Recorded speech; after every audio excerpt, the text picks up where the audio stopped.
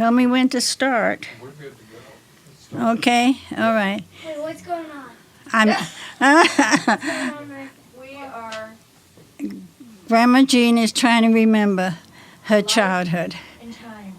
Yes, Jean Doreen, Dunn. Doreen Dunn. I was born in England, London. When I was 2, war broke out with Germany, and they started bombing London, and so anyone with kids was evacuated. And the first time, my mom and I were sent to Cornwall, and people who had room had to take evacuees in their house, whether they wanted to or not. And this old lady didn't want to. She had a big house. So we were sent to the maid's quarters, and we had to eat with the maid. And so my mom put up with that for a little while, then she said she'd rather go back to London with the bombs. So we went back to London. How long did you stay? I don't know. See, I don't know. I was 3. There's a picture of me. I was 3, and I don't know how old I was when I went back. But we stayed in London for a while, and then it got pretty bad. And then we were So when you say pretty bad, like what was going on? day and night bombings. But like close to you, like Oh, buildings yes, next all to you? around. Yes. Like the streets of St. Louis. I mean, they would bomb. You didn't know where they were going to bomb. They bombed along the coast of England where the factories were that was making the ammunition. And they didn't bomb the rest of England, just mainly London. And so then we were told we had to evacuate again. And I didn't see my dad. My dad was in the forces. And we went to Bradford, which was up by Liverpool. It was the middle of England, and it was an industrial town, but they were the nicest people there. And this couple that took us in was named Mr. and Mrs. Mitchell, and their sons and daughters were gone. The sons were in the Navy, and the daughters were land girls, which meant they had to go work on the farms and do the jobs the men would normally have done. And we were there for quite a while. I don't know how long. But they were very nice to us. And What kind of things did you do while you were well, I went to school, and they all made fun of my London accent, so my mom said I didn't have to go anymore. So we went to the movies almost every other day. And that was a highlight of seeing these Technicolor American Betty Grable movies, because it was so dull and drab, because of the war and because it was an industrial town. But we went to the movies, and I don't know what I did. I had a good time, though. I don't remember sitting feeling sorry for myself, And I just remember the house wasn't a big house, but it was nice, and I just remember how kind they were to us. And then one night, my mom come up and woke me up, and she said, come on, I want to show you something. And we go to the door, and it had been raining. Nobody was about. It must have been very late. And we looked up the road, and there was a man walking down the road. And when he got to us, she said, "This is your dad." I'm going to cry. She said, "This is your dad." I didn't know him, I was 2 when it started. So he stayed a couple of days, and I can't remember anything we did. And how old were you at that point? I don't know. I must have been about 4 or 5, maybe. I that's where I get mixed up. Maybe I was older than that. But anyway, so then we stayed in Bradford quite a while. I got my education from the streets, I guess. I don't know. I remember other kids that I played with, but I didn't go to school. And then when the war was over, before the war was over, we went back to London.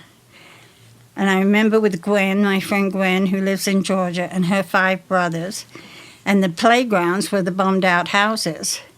We'd go out the next day and see which houses had been bombed, and we climbed all through and see if we could find something. It was awful, but that's what we did. And played in the streets all day long. went to the school playground, and just played on our own. We didn't do much of anything. And we went to there was a Woolworth store, dime store at the bottom of my street, and on top of it was a gun. They had what they called ACAC guns in case any planes went over. They were going to shoot them down. And then next door to that was a movie thing, and we went to the movies, saw all the Abbott and Costello, all those, and the Cowboys. And then on a Saturday morning, the movie places would have kids. Oh, nothing but kids in them. And you'd go there and they'd see all the cereals like, I can't remember, like Buster Crab or someone. And they were all these dumb cereals, but you'd go back every week to see, and you'd see filled with kids. You couldn't hear a thing. The kids were all screaming, you know. And that was it. And then when the war was over, we had big parties in the street. They set up tables, and I remember that. That was good. But even though the war was over, you couldn't get anything. You still had rationing, and there was nothing much available. I'm sure that went on for a while. Yes, I'm sure it did. I mean, it went on over here too, I know. But you had to. My mom's cousin married a Canadian during the war. And they all had to put their coupons together to get the material for the wedding dress and the bridesmaid. I was a bridesmaid, and I remember that. And There's a picture of it yeah, in that book. so they were from. He was from London, Ontario, and she lived there for years. She came over to visit, and my mom's aunt came to America. She immigrated when my mom's mom and dad died. This is the story I got. My mom's dad was in a mental institution because he had seizures, and that's what they did in those days. Epilepsy, right? Epilepsy. Yeah. And so that's where I get it from, and it's probably where Steve gets it from. And so I never knew my grandma and grandpa. There's a picture in there of them, of my grandma. My dad's grandma, his mother, and his dad was dead. I didn't know them. She was awful. She was a mean little old lady. That was the only grandparent I had. And for some reason, we'd go down every Sunday and visit with her. I don't know why. But Well, and the only reason you found out that he had epilepsy, right, is after Julie had seizures for all those years. yeah, my mom wouldn't talk about anything. You Yeah. know, my mom, the people in that generation didn't talk a lot about things.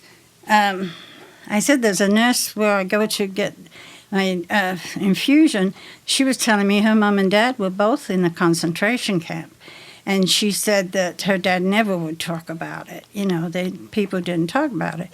Anyway, we came back, and I remember just being a kid with Gwen and her brothers and playing out in the streets, and I can't remember anything wonderful. I mean, we had to put blackout sheets up at every window every night because you couldn't have a light on in case the planes would see them. And it just was, and all the lights down in the West End, which is like Times Square, it's all lit up, you know. Well, they were all off during the war. So everywhere you went was drab, you know. Anyway, after the war, things kind of settled down, but it was still, took them a long time to rebuild London. It really did. So everywhere you looked was bummed out buildings, you know. And Was it slow reconstruction or was very slow. They had no money. And if America hadn't gotten into the war, I'd be speaking German, you know, because they had taken over Poland and Czechoslovakia, and had come to France, and they were sending these doodlebug bombs, they called them, over, and you'd hear them whistling, and then when it went quiet, you had to just sit and wait. You knew it was going to go off. They dropped them, you know.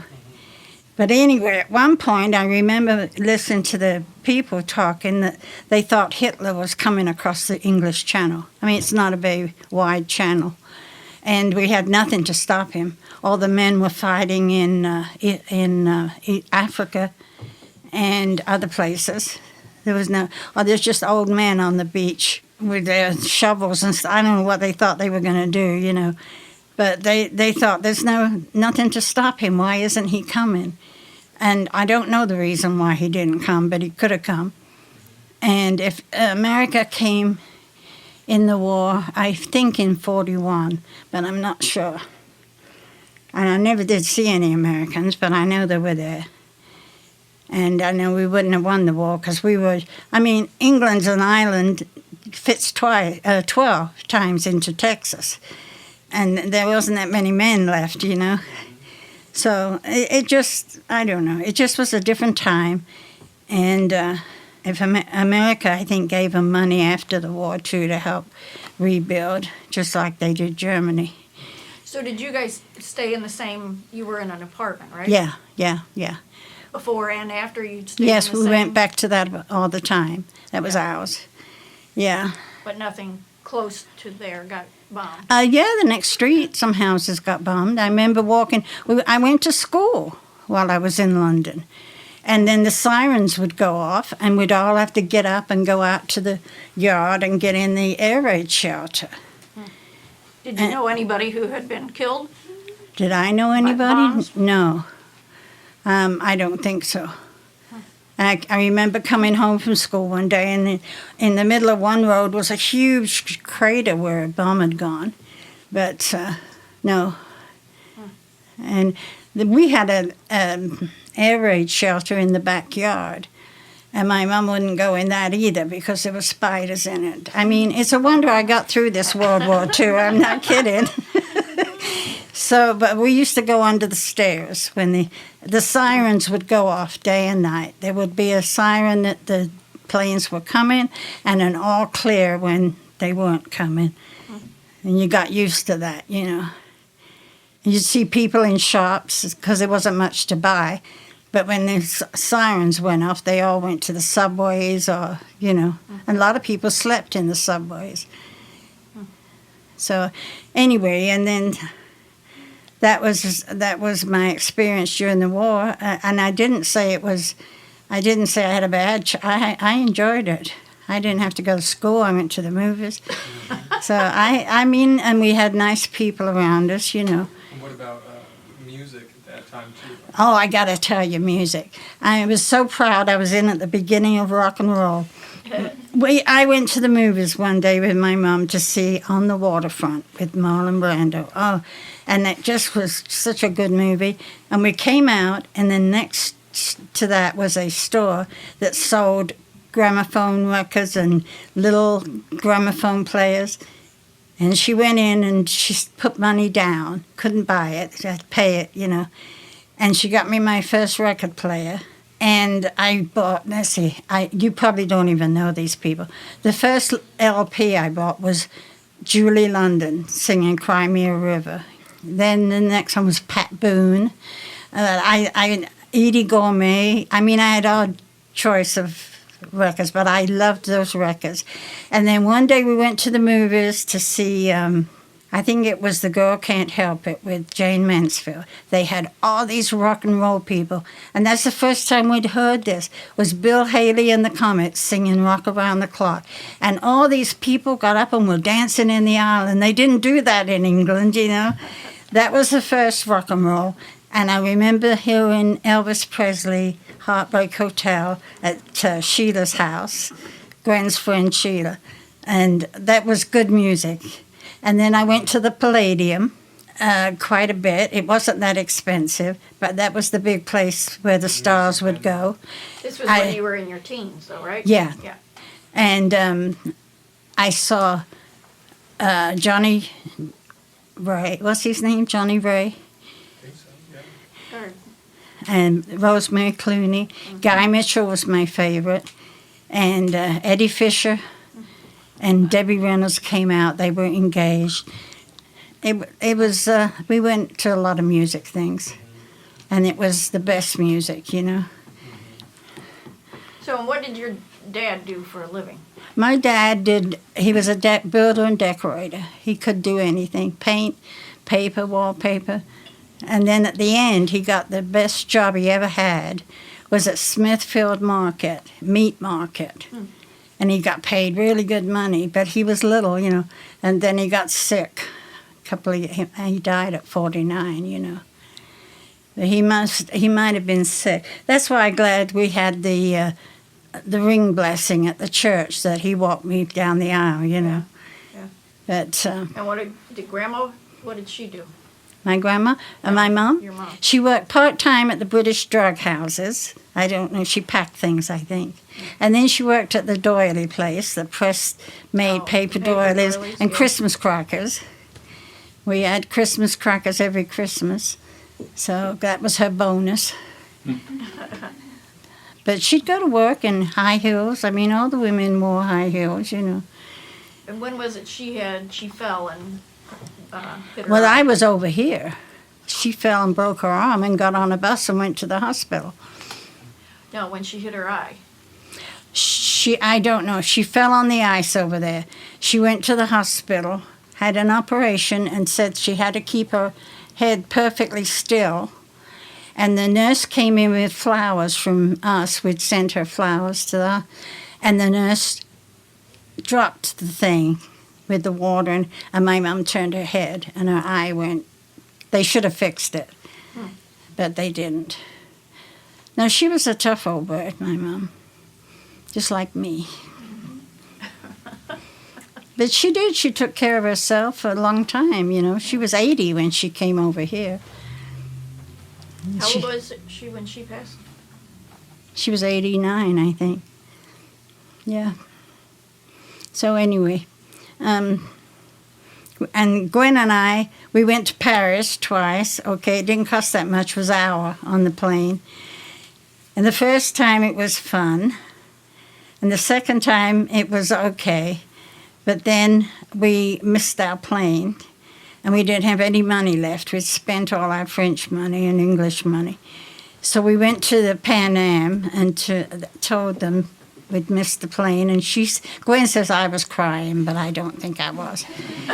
And we got home, and my mom didn't even say anything. I mean, it was like, I thought she'd be all upset, And no, she didn't. She didn't know. Didn't know she was No, she didn't gone. know I was gone an extra day, But anyway, and then we was going to go to Austria the 1 year, and they were booked up. And so we went to Brussels instead. And that's where I met your grandpa.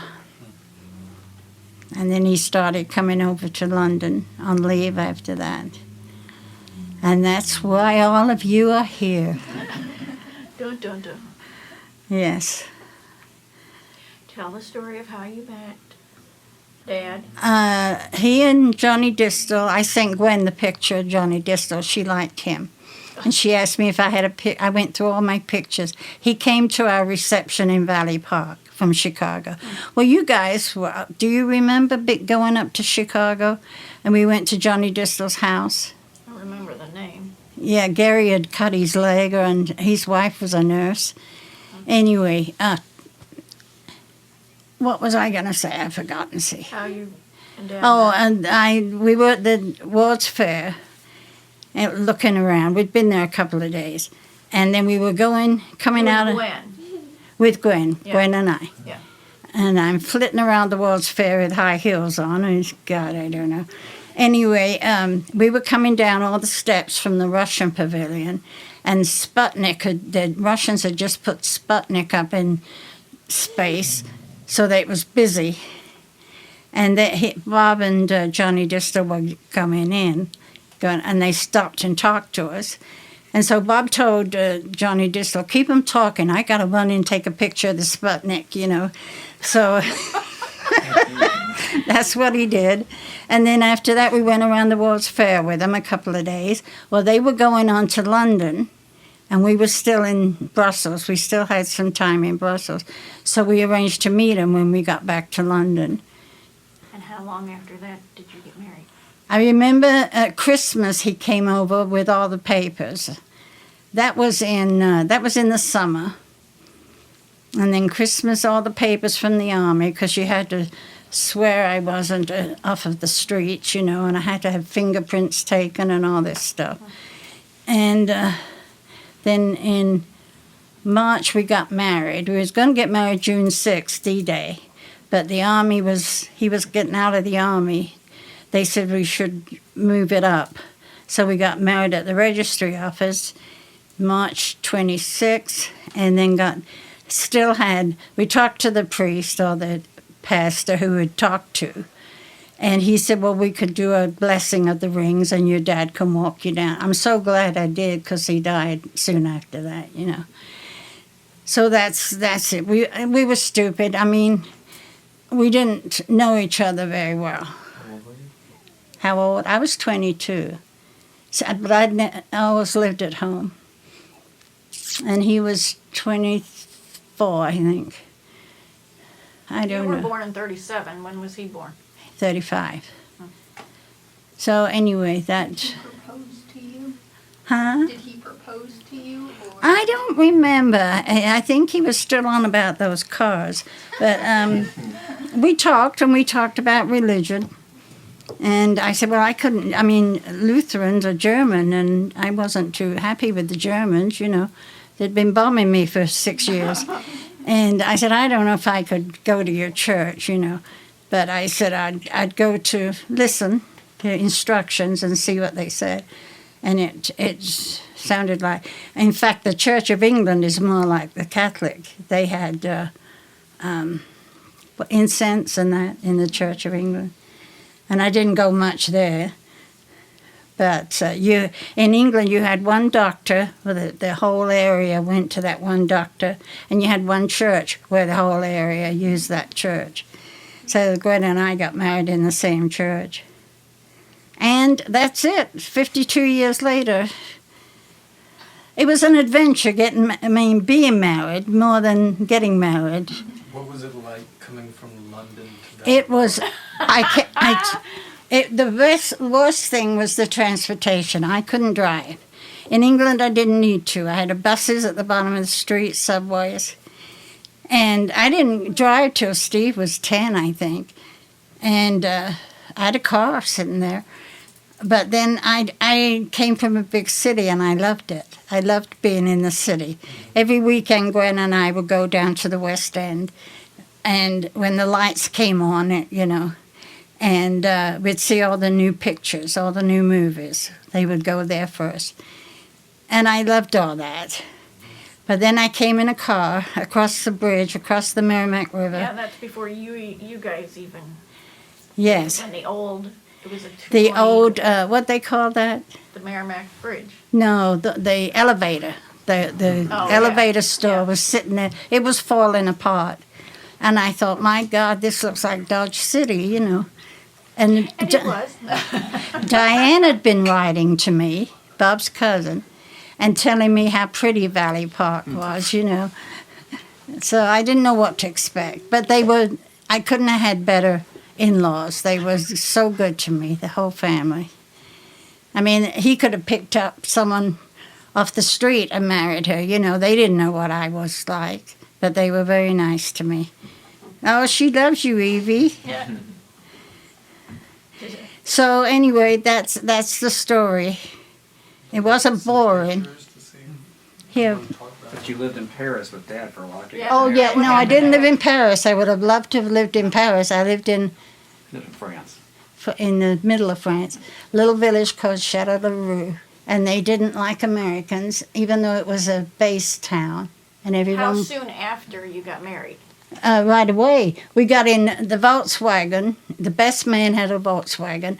We piled into this Volkswagen with all the wedding gifts and drove down to the coast, got on the ferry, went across the English Channel, and drove down into France.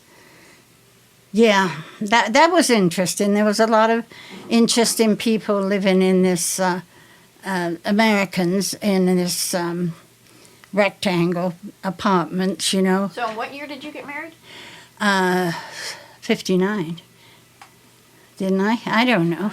Yeah, Gary was born in 60. Yeah. So you got married in 59. I'm 59. March of Close 50, there, Mama. thought March of 59. He was born March of 60, yeah. And, And the lady that you would watch her son? Yeah. So well, yes, everybody in that courtyard was from somewhere else. A man up above us, this family was from Tennessee. They were okay. They were a bunch of hicks, but they were okay. Where's this at? In France. In France. When we lived I went back to Châtellerault in the middle of France, where Grandpa Dad was still in the service. based. He was in the service. They don't have bases there now. De Gaulle kicked him out.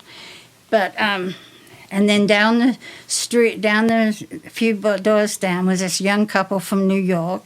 And her dad came over, and she said, we're going up to Paris for the weekend to meet up with my dad. Well, when she came back, Elvis Presley, who was stationed in Germany, had come over to Paris for the weekend, was at the same hotel they were at. She was so excited, you know. And then there was another lady, Jeannie. She was from Luxembourg. She was beautiful. She was one of these ladies that had long legs, you know, up to here. And she would knock on my door and ask me to go lay in the sun with her. And I thought, no, I'm not laying by you, lady. But she was very nice, and she had a little girl named Danielle. And we got along great. And then the lady across from me was a French lady, didn't talk to her. She had a little boy about maybe Elliot's age, a cute boy, blonde hair. Every time she would entertain the African-American servicemen that visited her, he would come over to me. And he and I would sit in the kitchen. I couldn't speak French. He couldn't speak English. And we would keep each other. He was so cute, though. But, I mean, I thought how sad, you know? But, so that was my best friend, was him. And and then on weekends, the sergeant would come down and barbecue, and we'd all get together. Did you go out to eat a lot while you were there at all? I had to learn to cook while I was there. I didn't know how to cook. Anyway, what I said. We'll keep our comments to Yes, I was going to say the peanut gallery can be quiet. But I went to the fried PX. chicken at that time. I went to the PX to shop, and I didn't know the foods even. It was different to what I'd been brought up with. But we went. I was telling Andrew and Emily. I went for a ride one day in the car. We went out in the country. We didn't have a car. We didn't. And we stopped at this little restaurant in the middle of nowhere, and I had an omelet, and it was the best I've ever had in my life, you know. And when Gwen and I was in Paris, we stayed by a pastry shop, and we'd buy all these pastries. They were so good. Yeah, the food was good there. I was there for 3 months in France. Then Grandpa was sent home. They flew him home. They wouldn't fly me home because he was not high enough rank. So I went to London, back to London for a month to stay with my mom and dad. And at that time, you could walk onto the tarmac, and I could see him out of the plane window standing there. Oh, I felt so bad, because I was an only child, you know.